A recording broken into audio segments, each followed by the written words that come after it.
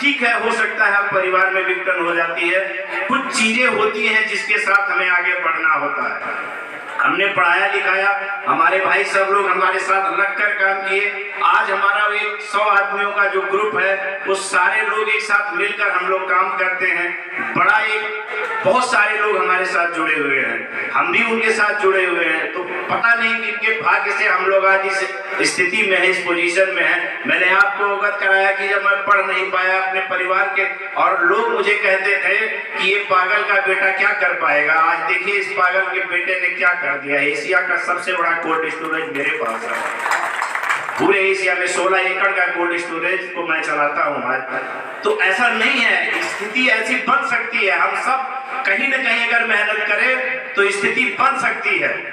आज ये मंच मिला, ये हमारे सभी व्यापारी भाइयों का मंच है, क्योंकि कई बार हम लोग का व्यापार खराब हो जाता है तो हम लोग सोचते हैं कि अब क्या करेंगे, तो हम लोग कहीं से भी शुरू कर सकते हैं। मैं उसका जीता जाता उदाहरण हूँ। मैं तो एक पटरी लगाता था, मैं उसका जीता जाता उदाहरण हूँ कि आप लोग कभी भी कहीं भी धैर्य मत खोइए। मुझे माल्टा यूनिवर्सिटी से भी आया था ऑफर कि आप आके यहाँ अपनी लाइन, आपको रेडियो में भी सिलेंडर वाले हमारे पास आए थे डॉक्यूमेंट्री बनाने के लिए, लेकिन मुझे ज्ञान नहीं था और मैं डर गया कि ये किस लिए आ रहे हैं, क्या आ रहे हैं। मैं कम पढ़ा लिखा था तो मैं बनवाया ही डॉक्यूमेंट्री, नहीं तो हमारा डॉक्यूमेंट्री बनाने के लिए आए थे। तो ऐसा नहीं है, हम लोग कहीं ना कहीं भाई कम अभाव, कम जानकारी का भी हमें नुकसान होता है, और कई बार हम लोग अपने आप को डरने की जरूरत नहीं है। कभी भी कहीं पे भी हमारा नुकसान हो सकता है। हम व्यापार करते हैं तो हमारा नुकसान हो सकता है, लेकिन कहीं डरने की जरूरत नहीं है। जहां से नुकसान होगा वहीं से फिर कुछ न कुछ रास्ते बनेंगे और नई शुरुआत होगी।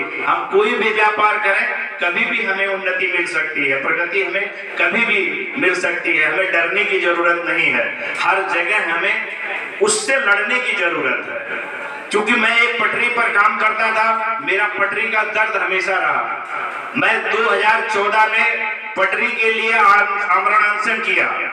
16 फरवरी से और 19 फरवरी तक मैंने 10,000 लोगों को लेकर दिल्ली के जंतर मंतर पे आमरण अनशन किया। जो भारत सरकार का रेडी पटरी अधिनियम 2014 पास हुआ है, वो इस भाई की उसमें बहुत ज्यादा योगदान है। स्ट्रीट वेंडर्स ऑफ इंडिया जो है, स्ट्रीट वेंडर्स ऑफ इंडिया एक नासवी नाम से संस्था है, उसके साथ जुड़कर मैंने 4 दिन का आमरण अनशन किया और 10,000 पटरी वाले दिल्ली के इकट्ठा हुए थे। जब जाके उसमें ये कानून पास हुआ था, क्योंकि ये कानून बहुत पहले सन 2000 से ही जब मैं दिल्ली में गया था तभी से लागू था। जब अटल जी की सरकार थी तो उन्होंने इसको लोकसभा में पारित करा दिया था, एक कानून लाके पारित करा दिया कि पटरी वालों को कहीं ना कहीं 4/6 की जगह दी जाएगी, हापर्स जोन बन जाएंगे।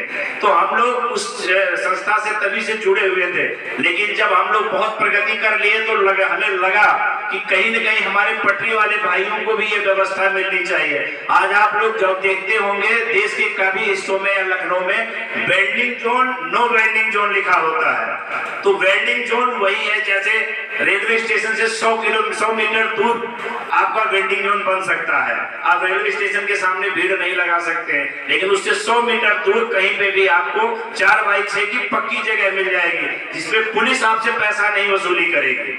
क्योंकि आप कहीं लगाते हैं तो 1000-1500 रुपया महीना लेते हैं, ये नहीं लगेगा।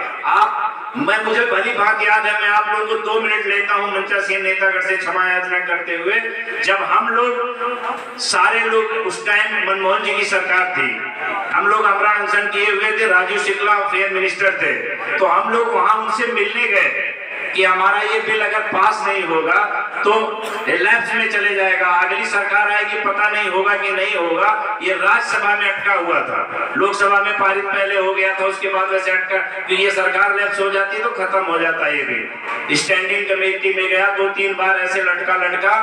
तो ये जब हम लोग राजू शुक्ला जी के पास गए तो उन्होंने कहा कि भाई ये बिल अगर आप लोगों का अगर पास हो सकता है तो किसी भी हालत में इसमें राहुल गांधी हस्तक्षेप करें तभी पास हो सकता है, नहीं तो नहीं, क्योंकि सरकार 21 तारीख को चली जाएगी, खत्म हो जाएगा, कार्यकाल खत्म हो जा रहा है। तो हम लोगों के पास कोई संसाधन नहीं था कि राहुल गांधी से मिल लें, लेकिन उस टाइम गरीबी उन्मूलन मंत्री गिरिजा व्यास जी थी, गरीबी उन्मूलन मंत्री गिरिजा व्यास जी, मुझे भली बात याद है, हम लोग उनके पास रात को गए थे और वहां पे उन्होंने बड़े भावुक अंदाज में कहा है कि ये बिल गरीबों का बिल है। देश की गरीब जनता इस बिल के साथ काम करती है। चलिए मैं आपको मिलाती हूँ। उन्होंने ले जाकर मिलाया और वहां पे उनको समझाने के लिए राहुल गांधी कहते हैं कि ये बिल पास होने से फायदा क्या होगा। अब इसको समझाया कैसे जाए उनको।